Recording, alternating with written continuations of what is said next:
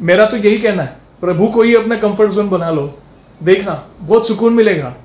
इतना सुकून मिलेगा कि ऐसी शांति आपको करोड़ों रुपए भी नहीं देंगे।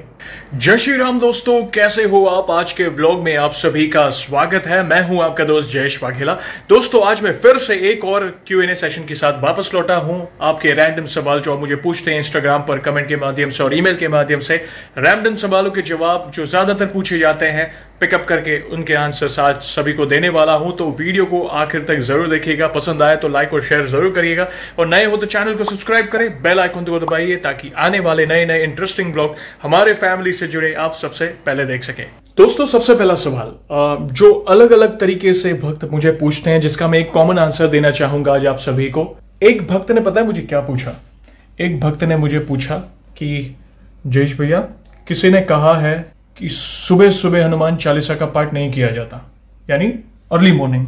तो कोई भक्त बोलता है मंगलवार और शनिवार के अलावा हनुमान चालीसा का पाठ नहीं करना चाहिए। तीसरा भक्त बोलता है शाम होते ही हनुमान चालीसा का पाठ नहीं करना चाहिए। मुझे पता नहीं कि ये नॉलेज आप कहां से गेन करते हो, या पता नहीं। देखो, यूट्यूब पे हो सकता है अलग अलग तरीके होते हैं वीडियो को वायरल करने के, या कुछ भी लोग बोलते हैं, मगर आप ही सोचिए, भगवान का नाम लेने के लिए क्या कोई समय होता है? अगर मैंने हर बार वृंदावन के प्रेमानंद जी महाराज के बारे में मैं बात करता हूं। आप अगर उनके सत्संग भी सुनेंगे ना, उन्होंने भी भगवान नाम की महिमा को बहुत, कहते हैं ना, प्रायोरिटी दी है। अरे 24/7 आप प्रभु के नाम का जाप करो, हनुमान चालीसा कभी भी करो, क्या प्रॉब्लम है? क्या प्रॉब्लम है? क्यों? एक भक्त ने पूछा था कि इसी टाइम किया जाता है, उसके बाद अगर हम करें तो क्या कोई प्रॉब्लम है? क्या हनुमान जी हमारी नहीं सुनेंगे? भाई, मेरे को नहीं पता कि ये कौन रूल रेगुलेशन बनाता है कि इसी टाइम टेबल में करनी चाहिए, इस टाइम पे नहीं करनी चाहिए। मुझे समझ नहीं आता है ये कौन बोलता है, मगर फिर भी ठीक है, मेरी तरफ से मैं आपको गाइड करने की कोशिश करता हूं कि देखो, भगवान नाम के लिए कोई समय नहीं होता। आप 24/7 प्रभु के नाम का जाप करिए, उनके पाठ पूजा करिए, कोई प्रॉब्लम नहीं। हनुमान चालीसा तो कभी भी करिए, क्या प्रॉब्लम है? चलते फिरते काम करते वक्त कर सकते हैं। हाँ, एक है कि आप देखो, कई लोग ब्रह्म मुहूर्त के बारे में ज्यादा, यस, हमारे सनातन धर्म में ब्रह्म मुहूर्त का जो समय है वो काफी अलग माना जाता है, ऊर्जा वाला, जिसमें पूजा पाठ योग ध्यान जो भी करेंगे उसका प्रभाव नेक्स्ट लेवल का होता है। मगर हर इंसान सुबह 4 बजे नहीं उठ सकता, 5 बजे नहीं उठ सकता। फिर भी आप सुबह उठ के दिन में एक बार ऐसा पाठ होना चाहिए अनुष्ठान पूर्वक कि आप आसन पर बैठिए, प्रभु को धूप लगाइए और हनुमान चालीसा का पाठ करिए, राम नाम जाप करिए, वैसे करिए। और बाकी तो पूरा दिन मन में आप जितना जाप करो उतना कम है। प्रभु की लीला ही अपरंपार है। भगवान नाम जाप के लिए कोई आपको मुहूर्त देखने की जरूरत नहीं है, या कोई काल देखने की जरूरत नहीं है। आप बिंदास सच्चे दिल से उनके नाम का स्मरण करो। आप कहते हैं ना, कई महिला भक्त किचन में खाना बनाते बनाते हनुमान चालीसा का पाठ करती है, नारायण जी का नाम जप करती है, राम नाम का जप करती है। जैसे रोटी बनाते हैं, एक एक रोटी पे हरे कृष्णा हरे राम हरे कृष्णा, देखो आपकी माला भी पूरी हो रही है। तो ऐसा कोई टाइम टेबल दिमाग में फिट मत करो, या गलत फहमी में ना रहो। नाम जप बहुत ही स्ट्रॉन्ग चीज है। नाम जप करते रहो, प्रभु का नाम लो, मन में हनुमान चालीसा का पाठ करो, बहुत ही स्ट्रॉन्ग चीज है। आप करते रहो, कोई टेंशन ना लो कि भाई सुबह नहीं करनी है, शाम को नहीं करनी। 24/7 मन में स्मरण करते रहो। लेकिन हाँ, सुबह ना धो के अनुष्ठान पूर्वक एक बार आसन पर बैठ के, होता क्या, एक बात बताता हूं, एक बार अनुष्ठान पूर्वक थोड़ा समय हमें भगवान को इसलिए देना है, समझो 10 मिनट भी क्यों ना निकालो, ठीक है? क्योंकि हमारे पास तो अलग अलग काम के लिए तो बहुत समय होता है, मोबाइल के लिए, टीवी के लिए, बाहर घूमना है, अलग एक्टिविटीज करनी है। तो भगवान के लिए थोड़ा समय इसलिए निकालना है ताकि हम भगवान को थैंक यू बोल सके कि प्रभु थैंक यू, इतना सुंदर जीवन हमें जो मिला, मनुष्य जीवन जिसमें हम प्रभु के मार्ग पर है। 10-15 मिनट जो आप अनुष्ठान पूर्वक आप बैठते हो प्रभु के सामने, उसमें आप एक चित्त हो सकते हो प्रभु से। कहते हैं ना, कई लोग बोलते हैं कि हम पूजा करते करते एक मेरी आंखों में आंसू आने लगे, एक अलग सी वाइब्रेशंस होने लगी, एक अलग ही ऊर्जा मिलने लगी, ऐसा लगा कि सारा बोझ मेरे सर से हट गया। मैं मंदिर गया था तो ऐसा लगा कि सारे दुख मेरे कम हो गए। हाँ, पूरे दिन चलते फिरते करो, मगर पूरे दिन होता क्या है, हम नाम जब तो करते हैं, मगर क्या है कि हम एक चित्त, कॉन्सेंट्रेशन, एक कंटिन्यूटी नहीं दे पाते। नाम जप करते रहो, उसकी महिमा ही अपार है। मगर एक बार सुबह शाम, या सिर्फ सुबह भी अगर आपको टाइम मिलते हैं, अगर आप काम पे जा रहे हो उसके पहले, ना धो के फ्रेश होके ब्रेकफास्ट से पहले आप स्वच्छ होकर आप आसन पर बैठिए, धूप दीप अगरबत्ती करिए, प्रभु की माला करिए, हनुमान चालीसा का पाठ करिए, तो क्या है वो आप थोड़ा ध्यान आप लगाओगे ना प्रभु से, वो एक चित्त हो जाएगा। तो वो एक भक्ति अलग है। पूरा दिन नाम जप की भक्ति अलग है। मगर यस, ऐसा नहीं है कि आप सिर्फ मॉर्निंग में करें या इवनिंग में करें, या मॉर्निंग में ये चीज नहीं कर सकते या इवनिंग में ये चीज नहीं, ऐसा कुछ नहीं है। सच्चे दिल से पाठ करिए, प्रभु की कृपा पर जरूर होगी। दूसरा सवाल, एक भक्त ने पूछा कि भैया मैंने संकल्प लिया था हनुमान चालीसा के पाठ का, 21 दिन का संकल्प लिया था, ठीक है, और उसी दौरान घर में मेरे दादाजी का देहांत हो गया दुर्भाग्यवश। तो अभी मैं क्या करूं? क्या मेरा संकल्प कहता ना वो इनवैलिड हो जाएगा, या क्या मुझे फिर से संकल्प शुरू करना पड़ेगा? देखो, होता है कई बार, ये मैंने काफी सेशंस में भी कहा है, और ये सवाल क्योंकि पूछा जाता है ज्यादातर, इसलिए इसका जवाब फिर से मैं दे रहा हूं। कुछ ऐसी प्रॉब्लम्स होती है जिसमें हमारे हाथ में कुछ नहीं होता, जैसे कि सूतक, जन्म और मरण का सूतक, महिला भक्तों में मासिक धर्म की समस्या हो, हेल्थ इश्यूज आ जाए जिसके कारण कोई ऐसी जेन्युइन प्रॉब्लम है जिसके कारण आप नहीं कर पा रहे हो पूजा पाठ, हॉस्पिटल में एडमिट हो, या बहुत बड़ी बीमारी से आप गुजर रहे हो, आधा संकल्प हो गया आधा बाकी, उसी के बीच ये विघ्न आ जाता है। तो मेरा यही कहना है कि आप चिंता ना करें। फॉर एग्जाम्पल समझो कि उनका सवाल था, उसके लिए मैं जवाब दे रहा हूँ कि उनके दादाजी का देहांत हो गया, तो घर में सूतक होता है। फिर सूतक खत्म होने के बाद जैसे ही नॉर्मलाइज होता है, सब घर में सब पवित्र हो जाता है सूतक के बाद, तो आप प्रभु के सामने क्षमा याचना मानकर अपना संकल्प कंटिन्यू कर सकते हैं। देखो, क्योंकि आपके हाथ में कुछ नहीं था, आपने जानबूझकर तो नहीं तोड़ा था। हाँ चलो, अगर कई भक्त ऐसे होते हैं जो आलस के कारण कंटिन्यू नहीं करते, या कुछ नियम होते हैं संकल्प के दौरान वो ब्रेक हो जाते हैं, कोई गलती नहीं, मगर कहीं वो होते हैं ना, अपने एपेटाइट को कंट्रोल नहीं कर पाते तो नॉनवेज खा लेते हैं, ड्रिंक्स कर लेते हैं, तो ऑब्वियसली उन केसेस में संकल्प कंप्लीट करने के बावजूद भी आपका संकल्प प्रभु क्यों प्रसन्न होंगे? अगर आप गलत चीजों में पड़े हो, गलत आदतों में पड़े हो, तो भला आप एक तरफ आप प्रभु से प्रार्थना कर रहे हो कि प्रभु मैं संकल्प दे रहा हूं ये कार्य मेरा पूरा हो जाए, दूसरी तरफ आप गलत काम कर रहे हो, तो ऑब्वियसली नहीं। Only in case of genuine जो इश्यूज है। और बाकी देखो, आप दुनिया को कितना भी झूठ बोल लो, आप ईश्वर के सामने तो झूठ नहीं बोल सकते, उनको तो सब पता है। अगर आप सच्चे दिल से संकल्प ले रहे हो और जेन्युइन कोई विघ्न आ रहा है, तो प्रभु से क्षमा याचना मांगकर फिर आप अपना संकल्प कंटिन्यू कर सकते हैं, चिंता ना करें, ठीक है ना। तीसरा सवाल, एक भक्त ने मुझे पता है क्या लिखा एक कमेंट में कि भैया मैं जब पूजा पाठ करता हूँ ना, हनुमान जी के सामने बैठता हूँ, राम धुन करता हूँ, हनुमान चालीसा करता हूँ, बहुत बोर फील होता है, या कई बार तो मेरे पास टाइम ही नहीं होता है, मतलब बिल्कुल टाइम नहीं होता है, मतलब मैं 24 घंटा पूरे मेरे ऑक्यूपाइड है। देखो, मेरा जवाब यही है, जब पूजा पाठ की बात आती है, भक्ति की बात आती है, तो मैंने देखा है, देखो जेन्युइन केसेस की बात नहीं कर रहा हूँ मैं, कई लोग ऐसे होते हैं जो एक्सक्यूजेस देते हैं। आपके पास समय होने के बावजूद आप एक्सक्यूजेस देते हैं, वो आपको तो पता ही है ना सब कि आपके पास समय है कि नहीं, कितना। देखो, ऑफिस में हो आपकी ड्यूटी, एक एग्जांपल दे रहा हूँ, आपकी ड्यूटी लेट्स से 9 घंटे की है, ठीक है, 9 घंटे की ड्यूटी है। आपका बॉस आपके पास आता है, बोलता है 3 से 4 घंटे आपको ओवर टाइम करना पड़ेगा, मगर उसके लिए आपको एक्स्ट्रा इनकम होगी। आप ना चाहते हुए भी उस इनकम को देखकर आप वो 3 से 4 घंटे एक्स्ट्रा ओवर टाइम कर भी लेंगे। क्यों? पैसा। प्रॉब्लम कहाँ पे आती है पता है? हम अपने कंफर्ट जोन के बाहर ही नहीं आना चाहते हैं। हमने एक खुद का दायरा बना लिया है कि भाई ये चीज़ से मैं बोर होता हूँ, ये चीज़ मेरे को एंटरटेन करती है, इसके लिए मैं समय निकाल पा रहा हूँ।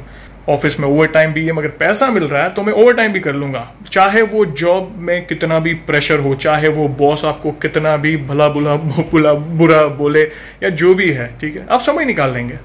तो थोड़ा समय भक्ति के लिए भी तो निकालो। क्यों ऐसा होता है कि सिर्फ दुख का समय हो तभी ही प्रभु की शरण में जाना?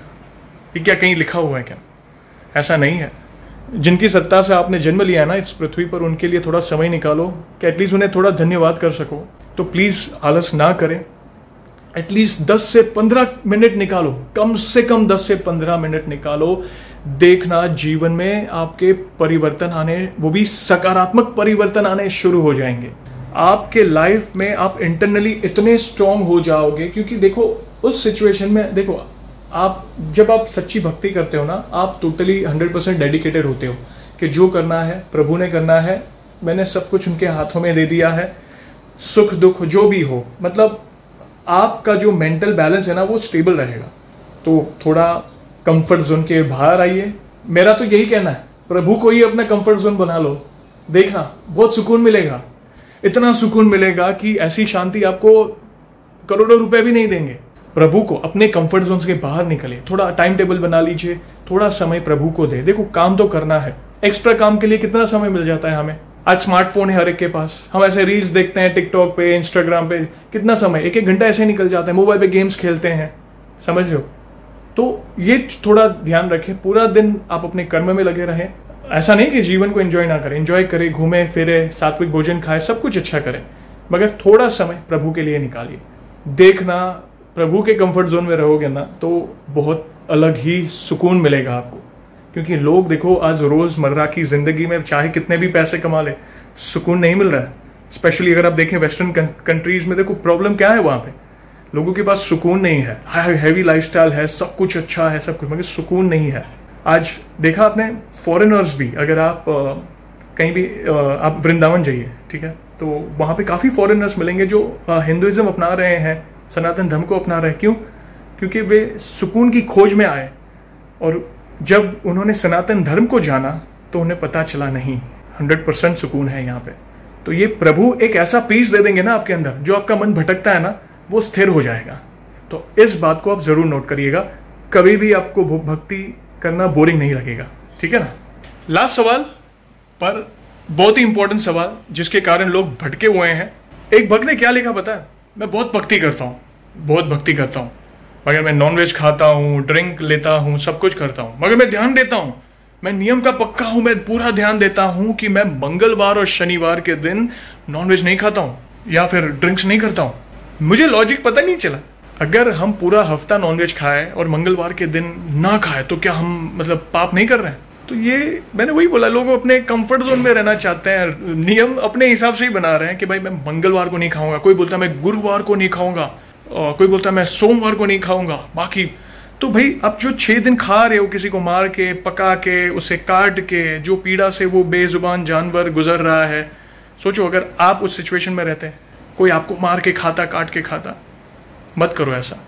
मनुष्य का भोजन शाकाहार है, जंगली जानवरों का भोजन, ये भगवान ने सारे विधान बनाए हुए हैं, तो विधान से चलो। तो ये अब 6 दिन बुरे कर्म कर रहे हो, फिर एक दिन बोलते अरे मैं तो पूरा प्योर हूँ आप मानेंगे नहीं, मैंने देखा है जब श्रावण महीना आता है ना, श्रावण महीना पूरे साल में दबा के नॉनवेज खाएंगे, दबा के लाइक ड्रिंक्स करेंगे, फिर श्रावण महीना बोला नहीं मैं श्रावण महीना है मेरा, मैं श्रावण महीना में नहीं खाता हूँ। अरे पूरे 11 महीने पाप कर रहे हो और 1 महीना नहीं कर रहे हो, तो भगवान क्यों प्रसन्न होंगे? फिर बोलते हैं, फिर भगवान अरे भगवान आप मुझे बहुत दुख दे रहे हो। अरे भगवान नहीं दुख देंगे, भगवान बहुत दयालु हैं, दुख तो आप अपने कर्मों से न्योता दे रहे हो दुखों को। आप तो ड्रिंक्स किया, अरे पहली बात तो सात्विक बुद्धि, सात्विक भोजन, अच्छा खाना खाओ, और दूसरी बात अच्छी मित्रता रखो, जो आपकी संगत है ना, अच्छी संगत वालों के साथ रहो। अगर आपको लगता है कि आपकी संगति ऐसी है जो ऐसे चीज़ों में पड़ी है, दूर रहो उनसे, या फिर उनको सुधार दो, उनको बोलो, उनको महत्व समझाओ कि ये चीज़ गलत है, ये मत करो, प्रभु की शरण में जाओ, सब अच्छा होगा। ये सब चीज़ में मेंटल पीस नहीं है, ये सब अपने खाली वो आहार है टेम्पररी, जिसके कारण बहुत पाप हो रहे हैं, गलत कर्म हो रहे हैं। तो इन सब चीज़ों से बचो। अगर वो चीज़ रियलाइज करता है तो अपनी दोस्ती या संगति आगे बढ़ाओ, नहीं तो हैव अ नाइस डे, जय श्री राम करके आगे निकलो। संगति का प्रभाव, बुरी संगति का प्रभाव, आज मुझे कई पेरेंट्स के, कई दंपतियों के मैसेजेस आते हैं कि हमारे बच्चे बुरी संगत में हैं, बुरी संगत में पड़ गए हैं। देखो मैं समझ सकता हूँ, मगर कहीं ना कहीं से भी तो किसी को शुरुआत करनी है। तो आप कोशिश ये करिएगा कि बुरी संगत में ना पड़ो, एक बार प्रभु की शरण में जाओ, 1 दिन 2 दिन 3 दिन ध्यान करना शुरू करो, धीरे धीरे आपकी सारी आदतें छूट जाएगी। क्योंकि देखो जिसको खाना है, बुरे कर्म करने हैं, उसके पास उसके लिए वो सारी चीज़ अच्छी होगी, वो मतलब उसके रीजंस देगा कि भाई मैं ये क्यों खा रहा हूँ, ऐसा है वैसा है। मगर जो भी बोलेगा वो अपने कंफर्ट जोन में रहकर बोलेगा, जो उससे वो कंफर्टेबल है, ठीक है। तो वो गलत कर्म है, किसी की जान लेकर खाना, व्यसन करना, किसी का बुरा सोचना, निर्दोष का दिल दुखाना, निर्दोष की जान लेना फिर उसे खाना, तो मतलब कहता है ना कि ये गलत कर्मों में आता है। तो इन चीज़ों का ध्यान जरूर दें। और दोस्तों आप सभी को तो पता है हम प्रभु के नाम का गुणगान करके ही वीडियो को एंड करेंगे। और आज एक बहुत ही प्यारा भजन आप सभी के लिए लाया हूं, बहुत ही फेमस है, जिससे बहुत ही मेंटल पीस मिलता है। कई लोग मुझे पूछते हैं, जयेश भैया आप इतने पेशेंसली कैसे लोगों को सुनते हो, इतने पेशेंस कैसे आया आपके अंदर, आपका मन इतना शांत क्यों है। बस उसके लिए मैं कुछ लाइन आपको सुना देता हूँ, आपको जवाब मिल जाएगा। और आपको ये भजन कैसा लगा आप कमेंट में ज़रूर बताएगा, ठीक है ना। बोलिए सियावर रामचंद्र की जय, पवन सुत हनुमान की जय। हमारे साथ श्री रघुनाथ तो किस बात की चिंता, शरण में रख दिया जब माथ तो किस बात की चिंता, किया करते हो तुम दिन रात क्यों बिन बात की चिंता। हमारे साथ श्री रघुनाथ तो किस बात की चिंता, रहे हर श्वास में भगवान के प्रिय नाम की चिंता। उन्हीं के हाथ में अब हाथ तो किस बात की चिंता, हमारे साथ श्री रघुनाथ तो किस बात की चिंता, शरण में रख दिया जब माथ तो किस बात की चिंता। अब आपको जवाब मिल गया होगा कि कई बार प्रभु के नाम का हम गुणगान करते हैं, उनकी शरण में रहते हैं, मन शांत हो जाता है, धीरज आ जाता है। तो बस ये कई लोगों के सवालों का जवाब था इस भजन के माध्यम से। भजन अच्छा लगा तो वीडियो को लाइक और शेयर जरूर करिएगा। मुझे मालूम है दोस्तों आप मेरी फैमिली को मिस कर रहे हो, मम्मी के भजन को मिस कर रहे हो, यश को मिस कर रहे हो, परी को मिस कर रहे हो, पापा को मिस कर रहे हो। जल्दी कुछ ही दिन में वे वापस आ जाएंगे और फिर से मेरे फैमिली वाले व्लॉग्स भी बीच बीच में आते रहेंगे। डोंट वरी, Q&A सेशंस भी आते रहेंगे। तो वैसे ही प्यार और सपोर्ट करते रहिए। वीडियो अच्छी लगी हो तो लाइक और शेयर करें, नए हो तो चैनल को सब्सक्राइब करें, बेल आइकन को दबाइए ताकि आने वाले हमारी फैमिली से जुड़े नए नए इंटरेस्टिंग व्लॉग्स आप सबसे पहले देख सके। तब तक जय श्री राम, गुड बाय।